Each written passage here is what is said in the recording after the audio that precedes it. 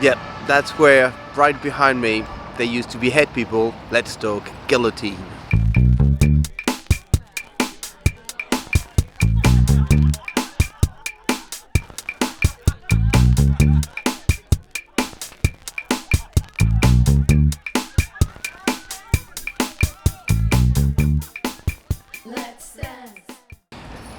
Welcome back. Let me track that thing. Welcome back on Laughing Museum. My name is Cedric and thank you so much for joining. Today we're talking about the guillotine. I've been talking about it all week in Paris, and as I'm about to leave, I'm doing a little something about that because there's a lot of things we don't know about the guillotine. First thing first, it was invented by a guy named Dr. Guillotin, which I'll put right here as usual.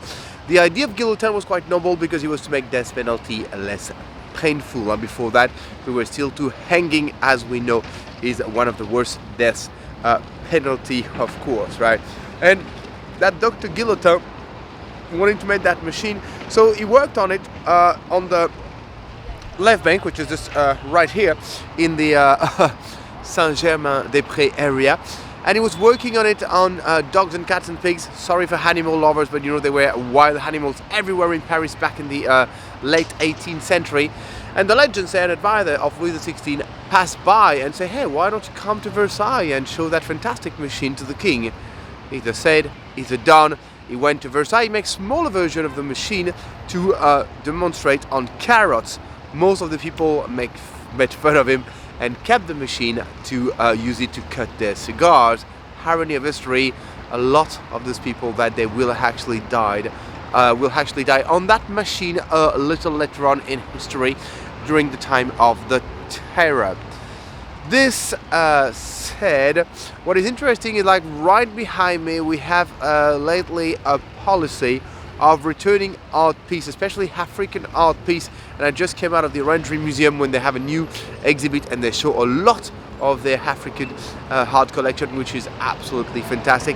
And that is why this you're looking right behind me is the obelisk from Luxor. And I remember when I went to Luxor, the tour guide was like, we used to have two at the entrance, one of each side of the door. We have only one left behind. We don't know where the other one is. I'm like, I know where it is. It's right here. I remember the tour guide back in Egypt not being so happy about it, but I love Egypt. I've been a few times and it's really a fantastic country. Go to Egypt as much as possible. Egyptian people are fantastic. Go to Alexandria to study in the library. It's quite something. Back on there, you're like, what the relationship? Because the guillotine used to be exactly where that obelisk is. We decided to give it back to Africa, and I'm very proud of that decision. I hope it's going to actually work as planned. My point is, when that decision was made about 10 years ago to give it back in 50 years, that means it's going to be here for another 40 years. The Parisians were making fun of saying, okay, what we're going to put instead of that obelisk there?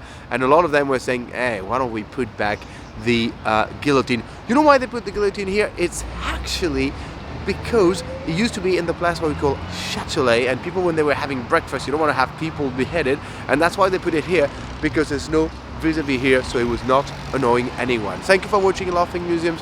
My name is Cedric, and don't forget, no matter what you do, if you're not doing it with a smile, well, you're doing it wrong. You guys take care.